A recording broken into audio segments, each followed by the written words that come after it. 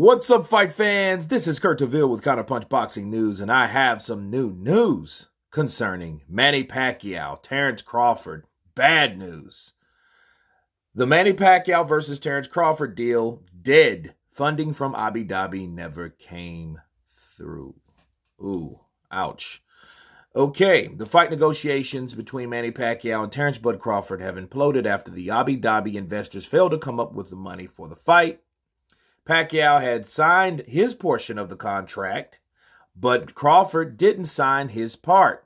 But with the money never materializing from Abu Dhabi investors, it makes it immaterial that Crawford didn't sign. There was never any reason for him to sign. Oh well, it's no to the next one for Crawford. Mike Coppinger reports that the news of Pacquiao versus Crawford deal is now effectively dead, which leaves both fighters without a match and having wasted months. The fight was supposed to have taken place in the UAE. The 33-year-old WBO welterweight champion Crawford, 37-0-28, will have to go to his plan B, which was supposedly Sean Porter. Crawford may not get that fight if promoters at Top Rank don't offer the former IBF welterweight champion Porter, 31-3-1-17, more than $1 million. Porter, 33, is likely to want the same money for the Kell Brook fight or more to face Crawford last November. If Crawford doesn't fancy the fight with Porter, he can always accept the challenge from the young man Virgil Ortiz, which is 17-0-17, who called him out last month after stopping his stablemate, former WBO light welterweight champion Maurice Mighty Mo Hooker in the 7th round, March 20th. After that fight, Crawford rejected that anyway to the notion of fight Ortiz, but perhaps at the time he was on the eyes of Pacquiao. So Chris Williams had serious doubts from the start and saw Crawford setting himself up for a big disappointment, thinking he would finally get the Pacquiao fight. Now it's all become clear to Crawford that he won't be getting that fight with the Filipino superstar, so he's going to have to make tough decisions on whether to take on the dangerous fight of Ortiz or Sean Porter or one of Top Rank's little-known welterweights. Unfortunately, it's too late for Kavaliauskas to be trotted out for another fight with Crawford because he's no longer with Top Rank. Wow.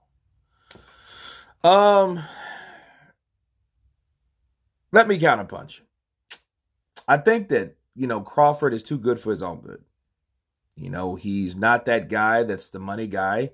He doesn't bring a lot of money to the table. I don't know. Maybe that's the reason why Abu Dhabi investors couldn't come up with the money. It's probably, I don't think the fact that they couldn't come up with it. I think the ideal of appeal for someone like Terence Crawford, they didn't want to do that. They wanted to do that for a much bigger fight. Manny Pacquiao is a big name, but let's face it, he's 42 years of old, pushing 43, and he hasn't fought in 2 years. Okay, he did have a spectacular fight with Thurman, one-time Thurman, but that was a very long time ago. So fighting someone like Crawford is a dangerous fight anyway, and I feel that Crawford is on the verge of getting really, I think this is like one of the most difficult times in his life because he's got into a weight class where it's surrounded by politics. I'm not surprised that the fight didn't happen. I wanted it to happen because if anybody deserved a crack at that torch from Manny Pacquiao, it's Terence Crawford, not Errol Spence. And he's a whole different story. But I think Terence Crawford earned it because they had back history and they were going to fight each other when they were both with Top Rank.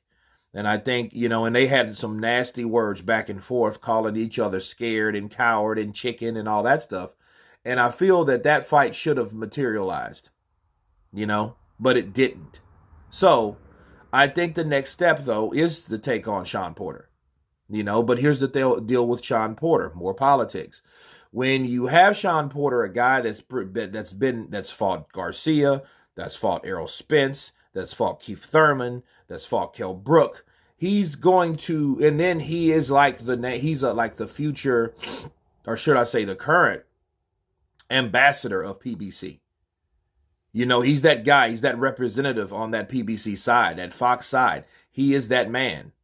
Okay, and he, you know, Sean Showtime Porter gives everything in each and every fight.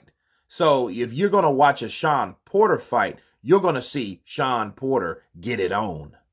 Okay, so this particular writer said, well, you have to offer Sean Porter more than $1 million. Well, they offered him $2 million and he turned it down.